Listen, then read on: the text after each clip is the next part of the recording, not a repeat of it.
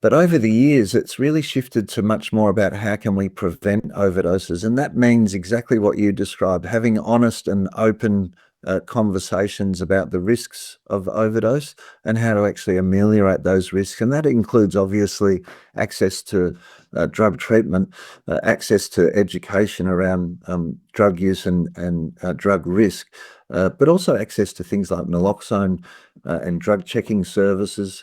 We don't have nearly enough openness and transparency, I think, around drug use and drug use risks. And so Overdose Awareness Day is really an attempt to bring that conversation into the light.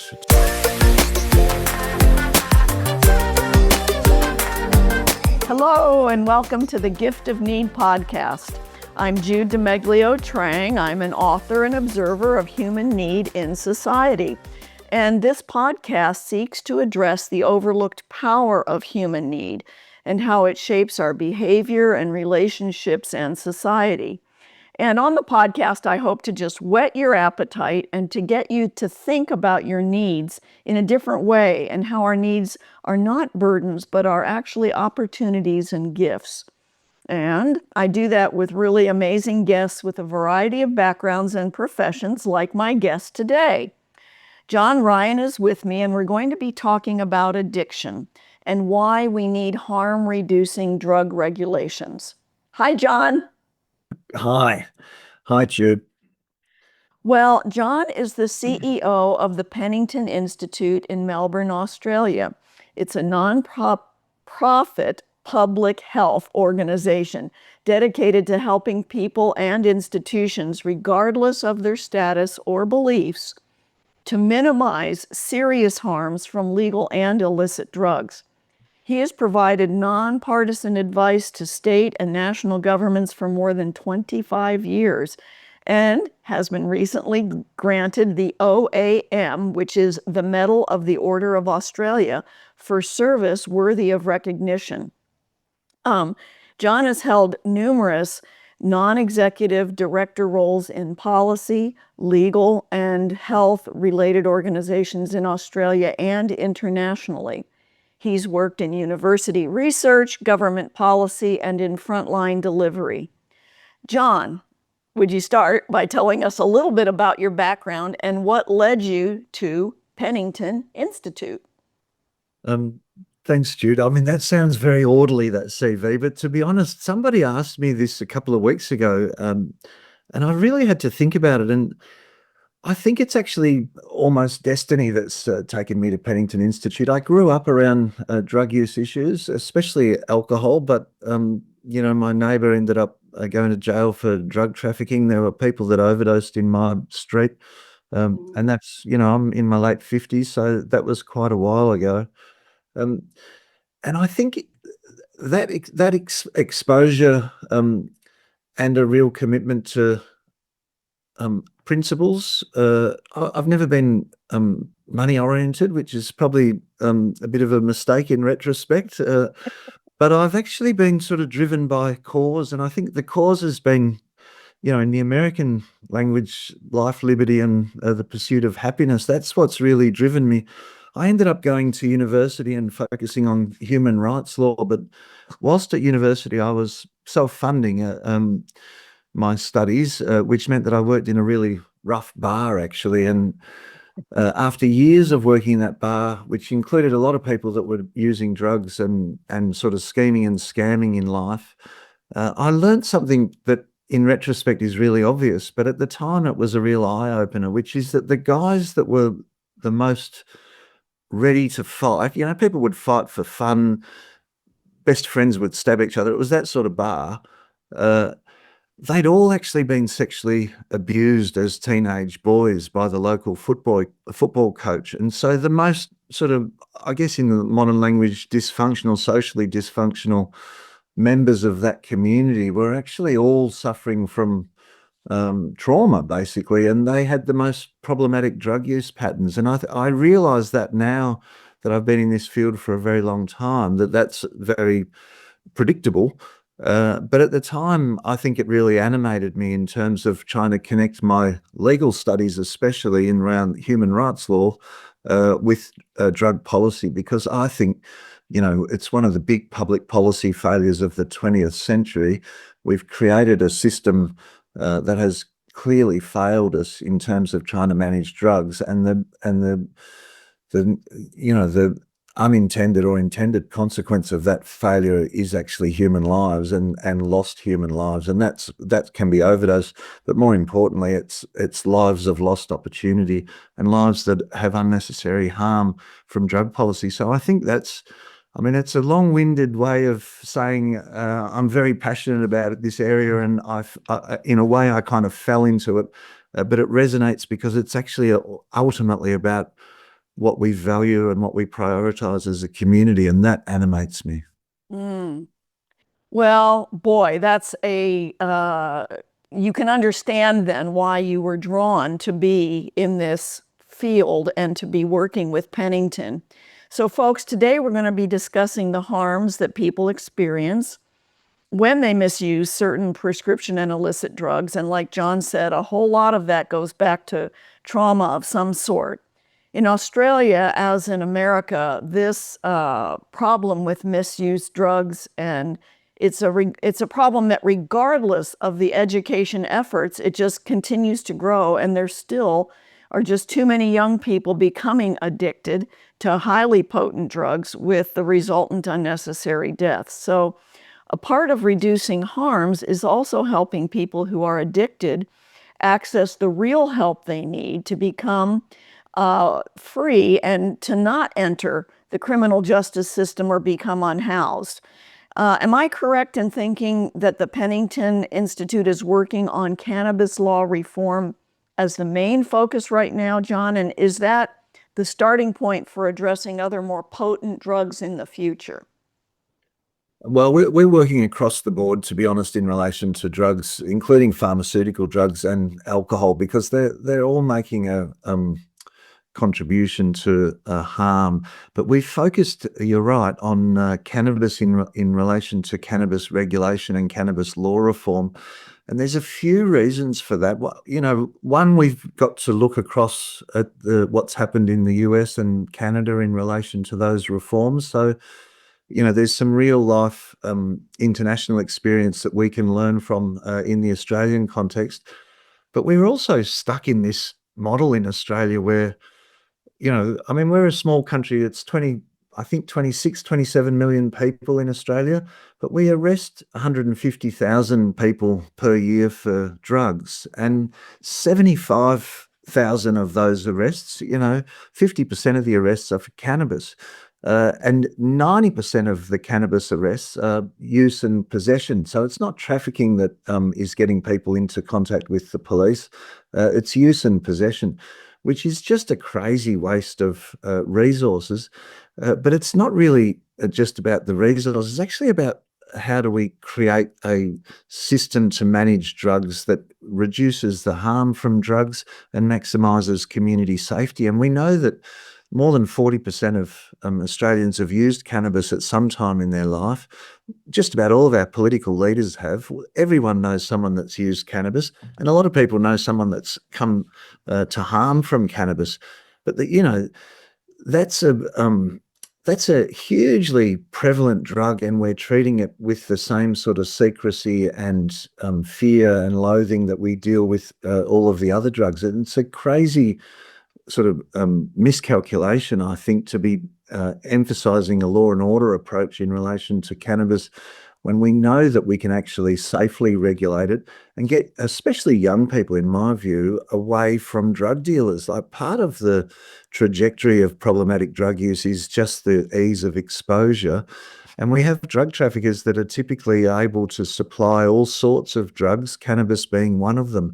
We need to take that away, I think, from the criminal market and get it into a regulated system. So that's why we've really focused on cannabis, because it's so prevalent and it's relatively harmless compared to other drugs like methamphetamine. And we can see from the international evidence that there is a way to be sensible about it and regulate access. Yeah. When you think about what the prohibition of drugs, and let's think about like cannabis in particular, means in cost to Australian citizens, when you consider involving the police, the courts, and prison. I mean, those things, that comes out of our tax money, right? And so,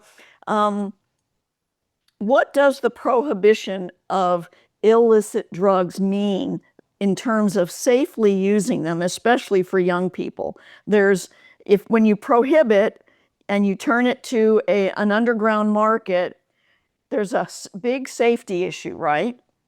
There is, and we're seeing that globally. The drug market is becoming increasingly dangerous, and you just do not know what is in substances anymore. In relation to cannabis, it's there's an old idea that it's sort of naturally grown, and it's it's a kind of hippie piece sort of a drug. That's not how it's manufactured now in Australia in the criminal underworld. It's hydroponics. It's very chemically driven. It's still plant-based. We don't have synthetic cannabis in Australia to any great extent, but we have no faith and trust in the people who are producing cannabis. They're doing it in all sorts of extreme conditions in order to avoid law enforcement. And so you don't know what's in the product. You don't know who you're actually dealing with when you go to purchase it, and you're simultaneously being exposed to much more dangerous people and more dangerous drugs. So it's a lose-lose-lose, the current system. Yeah, yeah.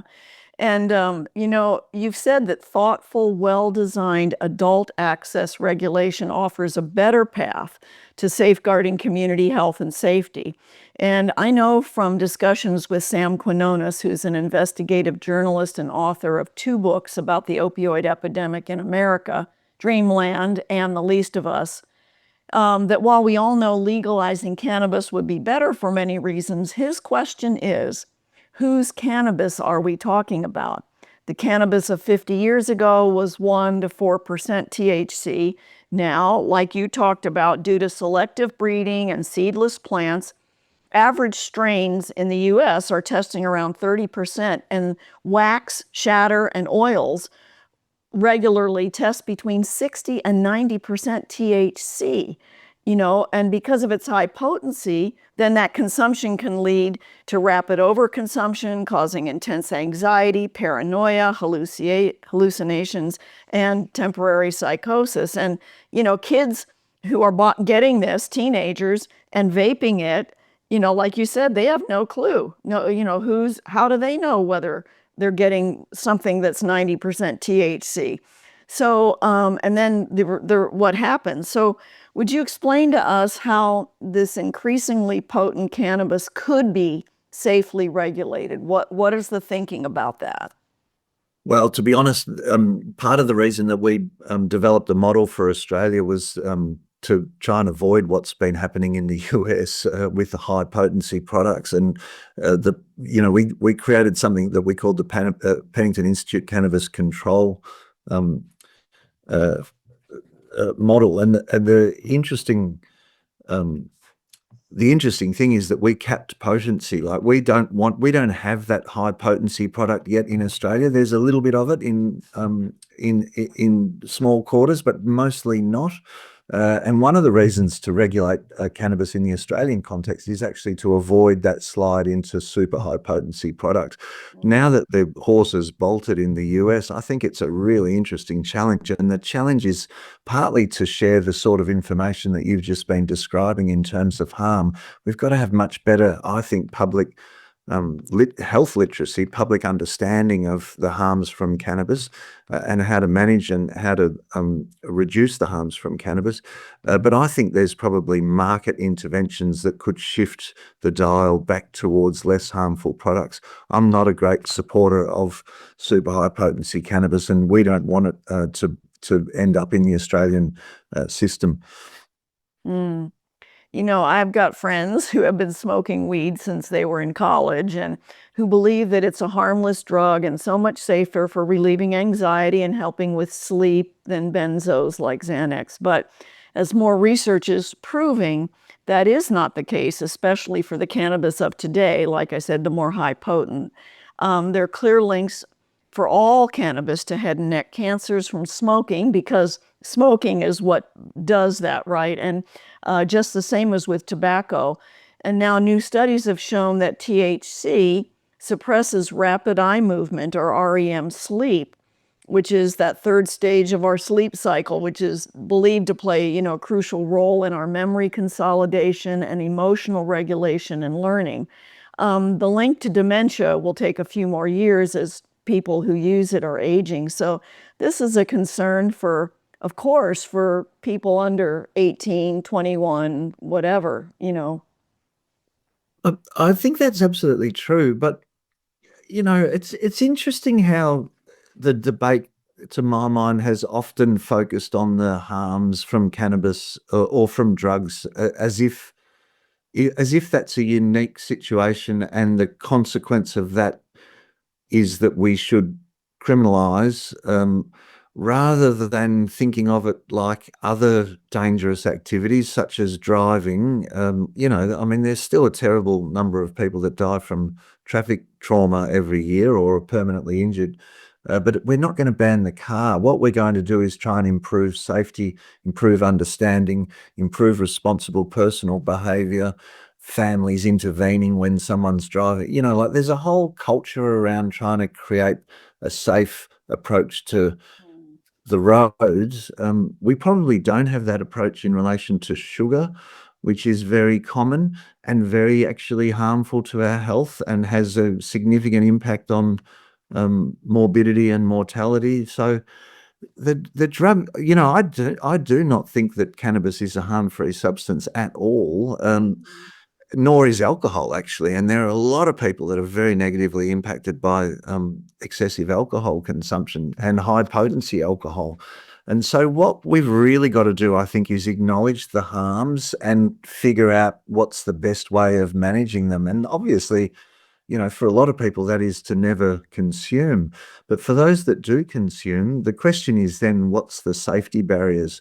And my view is that we've proven in the 20th century that the approach of relying on the police to provide the safety barrier has been ineffective. And, it's not uncommon in Australia to hear what police are saying all around the world, which is that we can't arrest our way out of these problems. The consequence of that is, what do we do about it? I think it's about a better informed community and being innovative and willing to change our approach. Like, I think that's the bit that's missing. We're so stuck in black and white thinking in relation to drug use issues. We've got to be a bit more gentle with each other and a bit more open to trying and failing, but at least trying to improve our system. Exactly. You would think after all these years of research and study, there should be plenty of real evidence of what works in this area of drug prohibition versus regulation. I mean, think about, I don't know what they did here in Australia, but our prohibition of alcohol 100 years ago in the States was ridiculous. And so, I'm just wondering, is this a political will issue where politicians prefer to stay on what is politically, safe ground with their constituents? I think there's a bit of that. I think there's some cynical players, to be honest, that have been driving fear in relation to this, and that fear is palpable in the community. And some of the fear is reasonable. Like, drugs can be dangerous, and they indeed they can be deadly. But the level of fear that we have around these issues, I think, has been, fanned by people with a desire to win political arguments, and I think that has created a bit of a stalemate in terms of change. And we've seen, like, there's been some really interesting experiments in drug policy, and I mean, I still think Portugal's worth looking at. It's not perfection, but it's interesting. To my mind, it's interesting partly because it was driven in a very conservative Catholic country, and I think it was a Catholic priest that chaired the committee that drove the decriminalisation changes in Portugal. The sky didn't fall in when they decriminalised drugs in Portugal. They did it in a pretty careful way, and they put a lot of emphasis on improved access to, especially to treatment, but also to harm reduction services. And we've had a similar experiment in Australia, in the Australian Capital Territory, which is where our national political capitalists, they've decriminalised all drugs, and the sky has not fallen in at all. So there's a real opportunity, I think, for our leaders to speak more openly and honestly, and not to fall prey to the fear that some of their colleagues and other leaders in the community have really driven. I think, I feel great sympathy, to be honest, for community members who are fearful around these issues, because we have had we've had a drug war rhetoric around, built on fear for 50 years, and it works. Yeah. That's interesting. I didn't know that the ACT had decriminalized. So, yeah, a more honest conversation about drugs, risk, and regulation. Like you said, I think it is the fears that lawmakers and parents alike struggle with.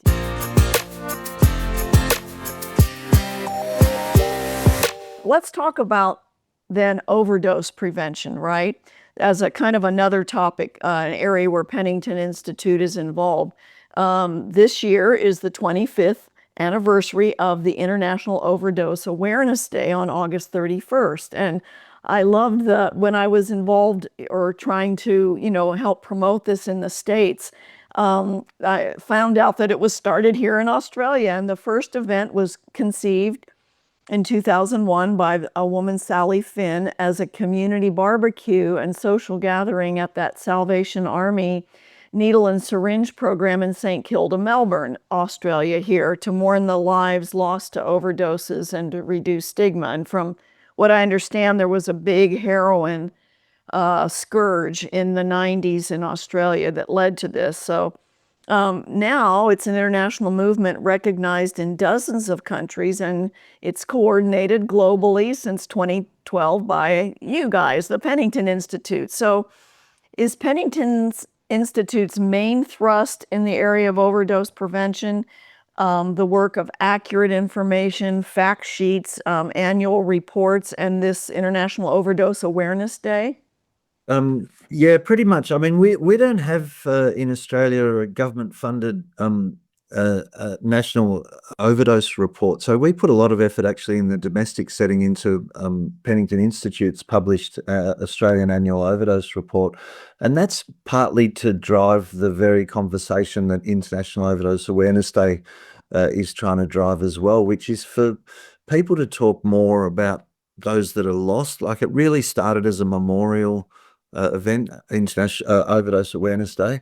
But over the years, it's really shifted to much more about how can we prevent overdoses. And that means exactly what you described, having honest and open conversations about the risks of overdose and how to actually ameliorate those risks. And that includes, obviously, access to drug treatment, access to education around drug use and drug risk, but also access to things like naloxone and drug checking services. We don't have nearly enough openness and transparency, I think, around drug use and drug use risks. And so Overdose Awareness Day is really an attempt to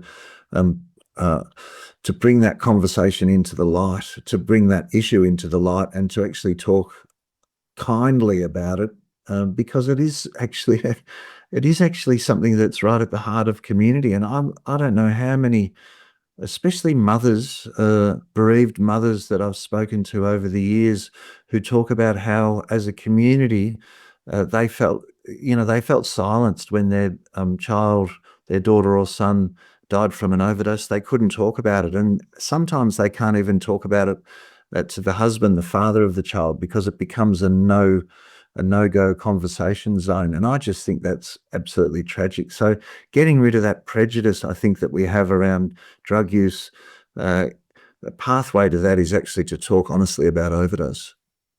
Well, in the States, our experience with our son dying of a heroin overdose in 2014, it was really interesting. When we found out he was using 10 years before as a junior high student, which here would be like your 8th grade, we were shocked we had no idea about, and this, of course, started with prescription opioids. That was the whole Purdue Pharma, Oxys, that started our opioid epidemic in the States. And it's interesting that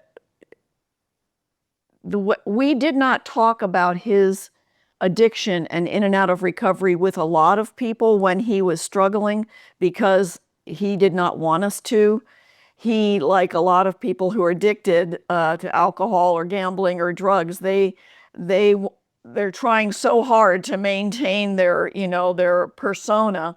But once he died, the day he died, we put on Facebook, JL died of a heroin overdose this morning, because we knew we had never heard of all the friends, the kids who had died. A lot of their parents had private memorials. And we just said, you know what? If we are ashamed to talk about our son, then we are shaming him. And we're not going to do that. He was not a bad person. He was no different than you or me. But to find people, I mean, we still have people who will whisper to us, our child is using drugs, and or died of an overdose. And I think it is that shame and stigma that keeps so many parents like in that fear mode. And what we constantly encourage people to do, and we did with our book, was to say, talk about it. These are not bad kids.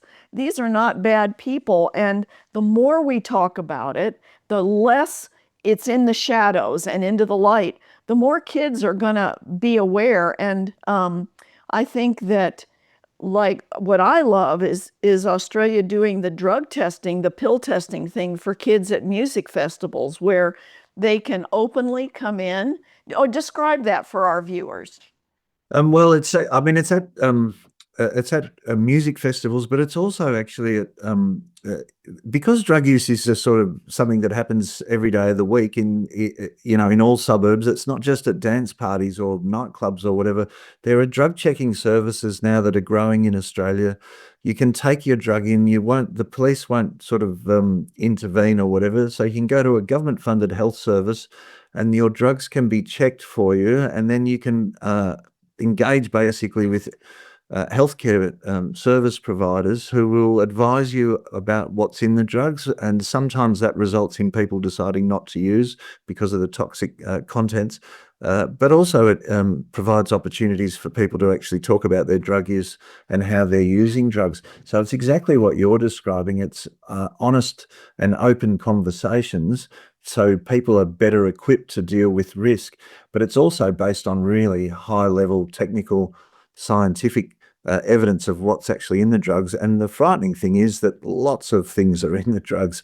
We've got a shift. We don't have the fentanyl problem that has happened in the US, but we're getting detections of nitazenes now, other synthetic opioids, and all sorts of things are actually floating around.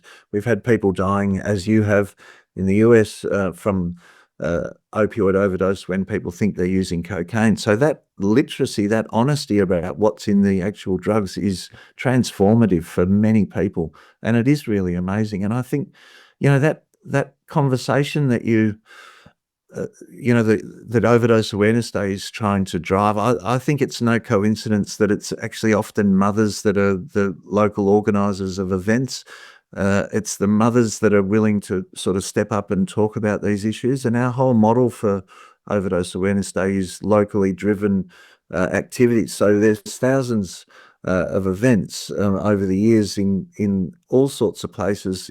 But the idea is that we don't drive it from Melbourne. We don't tell people what to do from Melbourne.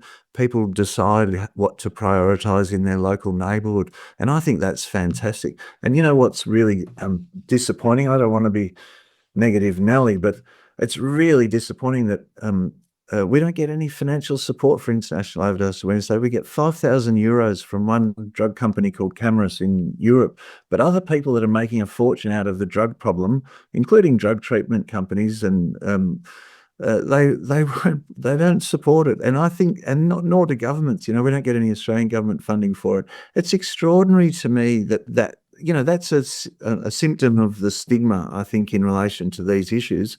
People don't want to actually, they don't want to lean in. And so we rely on often mothers and frontline service providers like the person who created the day to step up and do it. There's no tragedy to my mind worse than getting emails from extremely low resource places in Africa asking for $100 to assist with their event because they just don't have the money to put something on. And I mean, what can we do? It's the heart of our organization, and it's got so much potential, I think. But on the other hand, it's a real symptom of how we like to brush these issues under the carpet. Yeah. I think about when we talk about young people in Australia, from what I understand, there is an increasing problem with teenage drug abuse here, not marijuana. And I see a little bit of this. I'm concerned about it coming from a upper middle class living in the States, which is where the whole opioid crisis happened. It's a very different dynamic than it being from the ghetto and people dealing drugs in order to make a living, and then they start using and gang fighting over it. And I am very concerned about that here in Australia because I see this kind of upward mobility that we had in the States, and I see, again, a lot more concern about image than I used to think was in Australia. And I think we've always appreciated the sense of community here and people being part of clubs and stuff. And I think it's still so much better than in the States, where the breakdown of community is part of what Sam Quinones in Dreamland and The Least of Us documents as the way that the opioid epidemic could enter in. Because when you don't have tight community where people are connected to each other and watching out for each other, then it's easier to just slip into the cracks. And so what do you all know, and do you do any work or research around the youth, the high school and underage kids in Australia, and what are you finding?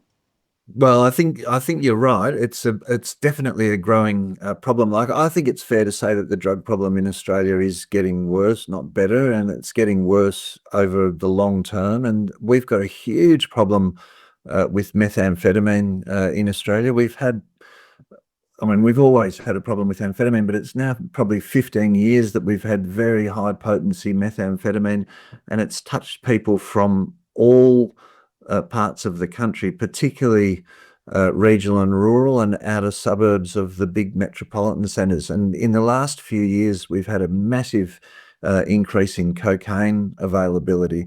And so, and of course, there's very high consumption amongst young people that are using drugs drugs like ketamine and GHB.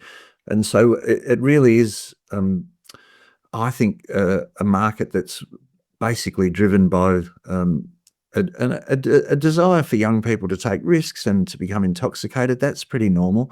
But what's not normal, I don't think, is the kind of profits that are being made and the incentives for traffickers to get involved in the business. Our prices are very high, and some of the people that are buying those expensive drugs are working class people, especially people in construction and industries like that, because they're actually very highly remunerated in Australia. So we've got quite a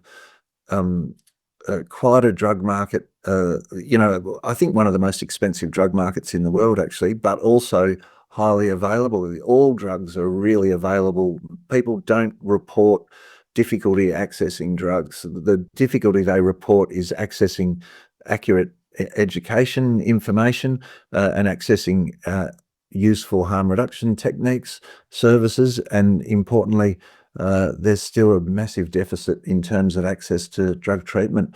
And so, we keep fiddling about at the edges, I think, in Australia as the situation gets worse, and we don't have a political culture here that wants to deal with this issue. We've had quite a big improvement in how we are dealing with mental health issues, but it's often disentangled from drug use, which is impossible because they're part of the same equation.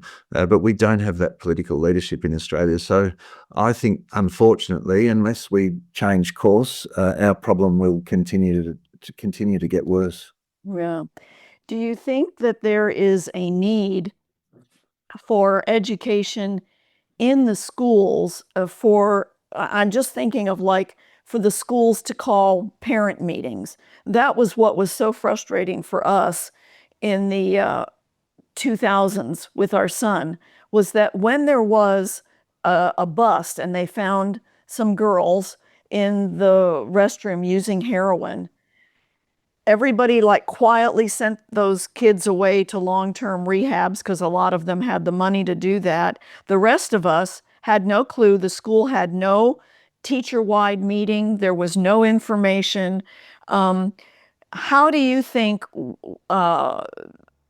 the education part of this could help? And are schools resistant to having people like us, parents who have had children coming and speaking to the parents, to the kids? Would that be a help, or am I just dreaming? No, I think it's, well, you are dreaming a little bit because there's not enough of it, but I do think it's a help. I mean, what we've done with school education is often really fear driven, and people just don't find it credible. And so I don't think that's that instinct to try and scare people into not taking risks when you're a teenager or whatever, it just doesn't seem to work. There is, you remind me of my old, my previous chair, who was from quite an upper class sort of background, and she always used to say, rich people go to rehab and poor people go to prison. And I think that's still the same, still the case. There is actually quite a bit of school education in the high-end private schools. They pay people to come and talk about it. They deal with it quite seriously. In the in the poorer suburbs and the government schools, much less effort goes into it. So I think it's still, interestingly enough, it's not only rich people end up in rehab, but they've actually got a smoother approach to drug use issues than the broader community. And that's about, to my mind, that's about leadership and a lack of political leadership, because it should be a priority for ministers of education. Yeah. All right, John. Well, as we close, is there anything that you would like to share with our listeners today? Well, it's been great talking to you, and B, International Overdose Awareness Day is August the 31st. So if you're got the capacity, do something for International Overdose Awareness Day, even if it's just talking to your friends on social media or face to face. We need to talk about these issues more openly and more compassionately. Well, thank you, John, for being with us and for talking about how the needs for the reduction of harms for drug use and support for those struggling with addiction can become opportunities and gifts as we are transparent, bringing it out of the shadows and allowing others to help meet our needs. And for those with the resources to help use their efforts to help meet the needs of others. In this way, the needs of individuals, communities, and society can be met, which in turn I think brings joy and fulfillment to us all. This is why I have this podcast, The Gift of Need. And so thank you again, John. Thanks, Jude. Great to talk. You can check out John and the mission of all the people at the Penington Institute by going to penington.org.au and consider generously supporting their work. The link will be in the bottom of the show notes. The great music you are hearing was written and performed by Gabe Kubanda at Kubanda Music. He's got great lyrics and energetic songs, and you can find him on any streaming service. The engineer is Ray Ingenieri of 3rd Street Productions in Tucson, Arizona. Ray works tirelessly to get these podcasts up.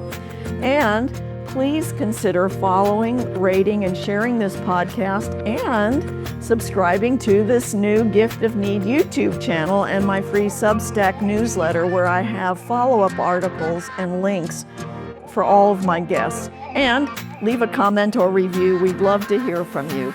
Bye.